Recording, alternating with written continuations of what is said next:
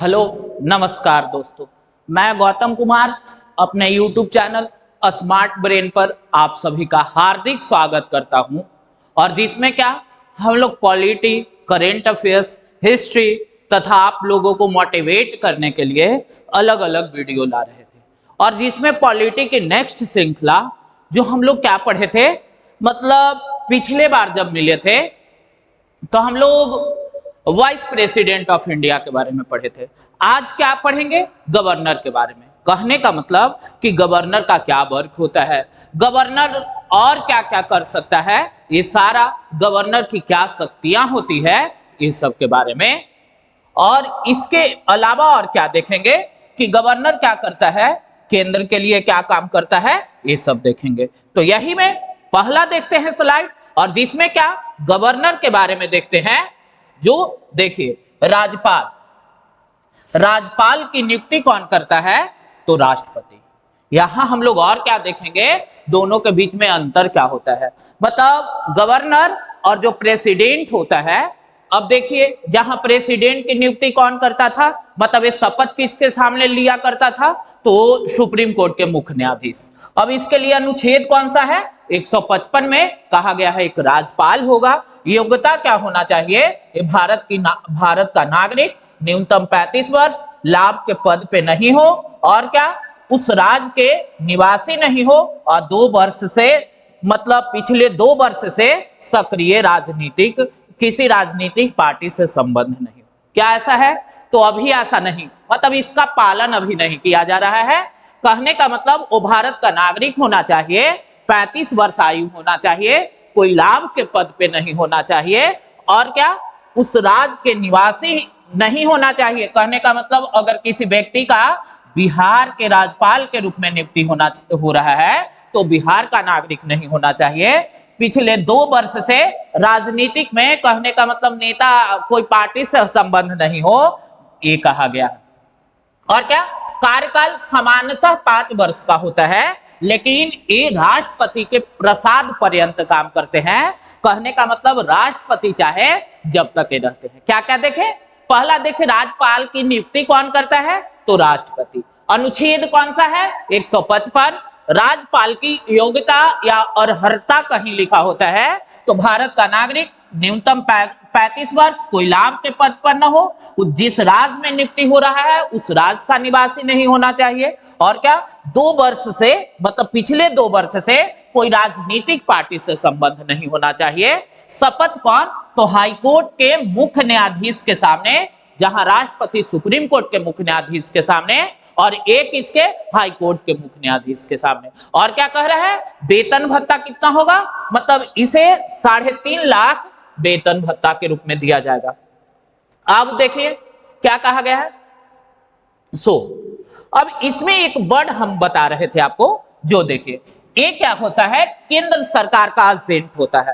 कहने का मतलब कि राज्य में जो भी घटना घट रही हो उसकी सूचना किसको देता है? केंद्र सरकार को। और राज्य का संवैधानिक प्रमुख होता है, नाम मात्र का ही, लेकिन संवैधानिक प्रमुख मतलब राजपाल क्या होता है?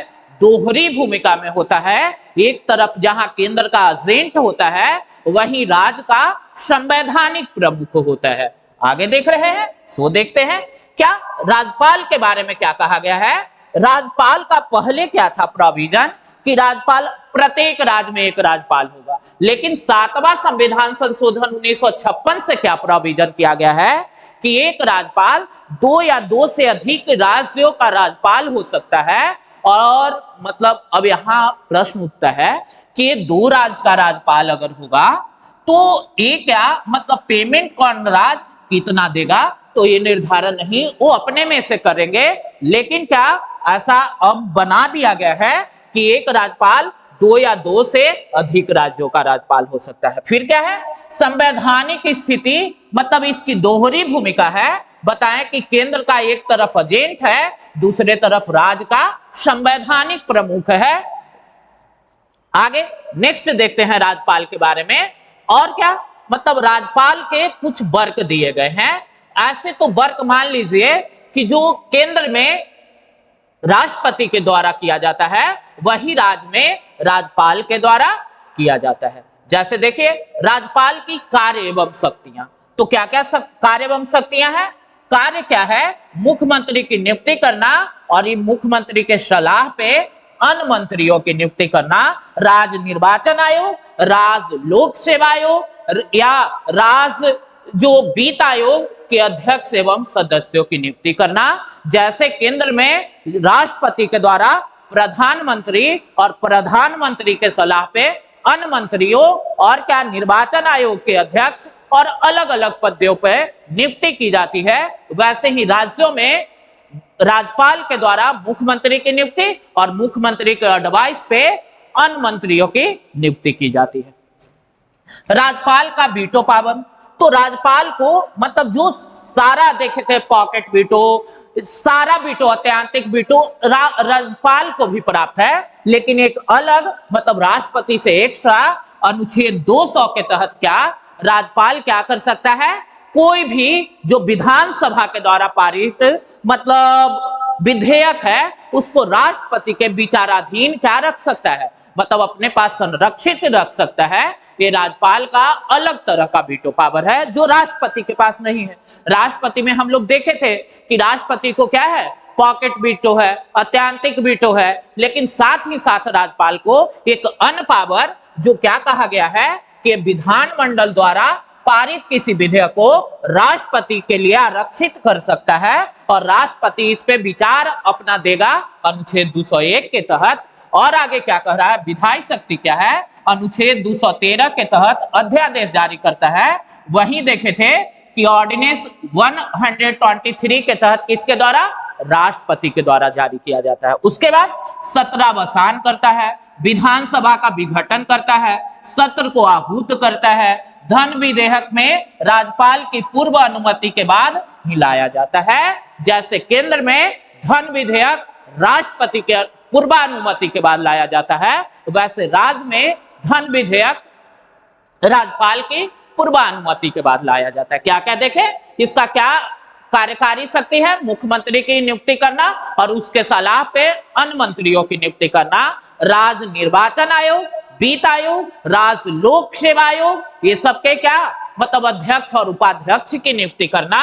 और वीटो पावर जो राष्ट्रपति को है वो वीटो पावर है, साथ में एक अलग तरह का 200 के तहत क्या कर सकता है? विधानमंडल द्वारा कोई भी पारित कानून को राष्ट्रपति के विचारार्थ संरक्षित कर सकता है। और क्या अनुच्छेद 213 के तहत क्या करता है? ऑर्डिनेंस पारित करता है। और ऑर्डिनेंस का मतलब जानते होंगे, शॉर्ट टाइम पीरियड का कानून होता है, जब क्या सत्र नहीं चल रहा हो और उसके बीच में किसी मतलब कानून की आवश्यकता हो तो ये अध्यादेश जारी करके राज्य में कोई कानून ला सकता है। आगे देखिए, क्षमादान 161 के तहत केंद्र की विधायी विधि से दंडित, मृत्युदंड या सेना न्यायालय द्वारा कोई भी व्यक्ति अगर दंडित हो, ये सब दंड नहीं माफ कर सकता है, लेकिन राज्य की कार्यपालिका विधि के विरुद्ध दंडित व्यक्ति को ये केवल माफ कर सकता है। क्या राष्ट्रपति और राज्यपाल में अंतर क्या होता है? राष्ट्रपति को जहां कूटनीतिक शक्ति मतलब अलग अलग जगह एम्बेसडर ये सब की नियुक्ति राष्ट्रपति क्या कर सकता है? राष्ट्रपति तीनों सेनाओं का हेड होता है और राष्ट्रपति और क्या कर सकता है? किसी के मृत्युदंड को माफ कर सकता है। मतलब ये सब स्पेशल राष्ट्रपति के पावर है, लेकिन राज्यपाल को क्या मतलब ये केवल क्या कर सकता है? राज्य की कार्यपालिका विधि से दंडित किसी व्यक्ति को केवल माफ कर सकता है। और क्या है? अन्य व्यक्ति अन्य जो शक्तियां हैं अनुच्छेद 356 के तहत क्या कर सकता है? राज्य के संवैधानिक तंत्र के विफल होने पे सूचना राष्ट्रपति को देगा। कहने का मतलब आप लोग जब पढ़े थे कि 352, 356 और 360 क्या है? राष्ट्रीय आपात, राष्ट्रपति शासन और वित्तीय आपात। तो इसी के बारे में इसमें चर्चा की गई है। कहने का मतलब कि हमने क्या देखा कि हर राज्य में एक राज्यपाल होगा, मे बी पॉसिबल एक दो या दो से अधिक राज्यों के लिए मतलब एक ही राज्यपाल हो सकता है। उसके बाद देखें कि राज्यपाल क्या होता है? संवैधानिक प्रमुख होता है। किसका? राज्य का। वही क्या होता है? मतलब ये क्या करता है? जो केंद्र का एजेंट के रूप में ये काम करता है। कहने का मतलब कि राजपाल क्या होता है, समझिए नाम मात्र का ही, लेकिन क्या होता है, राज का हेड होता है। और राजपाल के बारे में जो कुछ मुख्यमंत्री के संबंधित विवाद ये सब है, वो सब भी आगे जाके देखेंगे।